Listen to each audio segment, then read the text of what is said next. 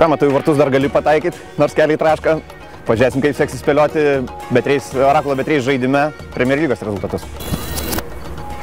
Tottenhamas Fulhamas. Mažasis Londono derbis jų yra garsesnių, skambesnių, tačiau čia svarbu abiem komandom taškai, svarbu pergalės ir ypatingai žvelgiant į turnyrinės lentelės padėtį. Nesvarbu, kad Tottenhamui traukinys nuvažiavęs į Čempionų lygą, tačiau Europos lyga ranka pasiekiama ir šiandieną stengsis laimėti svarbias rungtynes prieš Feliksą Magato ekipą, kuri paskutiniu metu džiugina savo fanus. Tarsi komanda ir nurašyta, bet paskutinės 2 pergalės leido atsispirti nuo dugno ir kilti į viršų. Tarsi poros favoritas yra Tottenhamas, bet nemanau, kad Fulhamas lengvai atiduos taškus ir šiuose rungtynėse prognozuoju kovingas lygiasis. Įvarčių bus, nes Tottenhamas gynyboje paskutiniu metu šlubuoja labai smarkiai, o Fulhamas turės progą tikrai. Norwichat Liverpoolis. Liverpoolis ant bangos. Liverpoolis ir ant žaidybinės, ir ant emocinės bangos po pergalės prieš Manchester City. Dabar viskas jų rankose, reikia laimėti likusias 4 rungtynes. O tai yra įmanoma, ypač turint galvoje tai, kad Liverpoolis laimėjo 10 kartų iš eilės. Norwichat žaidžia namuose, bet Norwichat 3 rungtynėse neįmušė. Potencialo yra. Yra Gary Hooperis, yra Johanas Elmanderis, yra Ricky Van Wolfswinkelis, kurie gali įmušti tų įvarčių ir nebūtinai neįmuš. Bet kitas dalykas, šio sezono praktika rodo, kad Liverpooliui įmušęs nebūtinai iškovosi taškų. Liverpooliui ir 3 įmušęs gali pralaimėti. Ir iš tikrųjų šioje situacijoje nemanau, kad Norwichas yra ta komanda, kuri sustabdytų lyderį.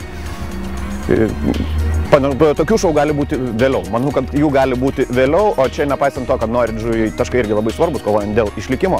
Liverpoolis laimės ir kaip visada tų įvarčių manau, kad pasipils.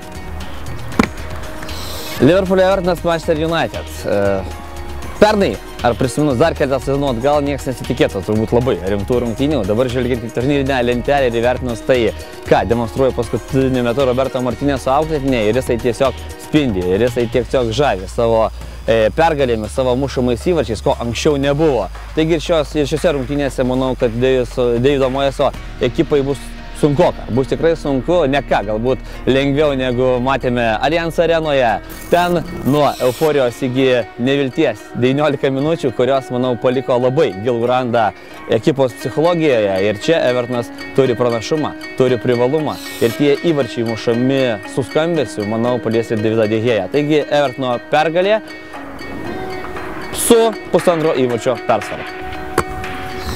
Chelsea Sunderlandas. Galima sakyti, kad apie Sunderlandą galima kalbėti kaip apie sužeistą žvėrį. Komanda paskutinėje vietoje, komanda nebegali savo leisti klysti, bet sakyčiau, kad Chelsea yra baisesnis žvėris.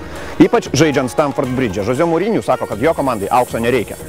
Taip nebūna, iš tikrųjų visiems reikia, kol yra įmanoma tą auksą iškovoti ir manau, kad Chelsea čia nekluptelės. Chelsea laimės tas rungtynes.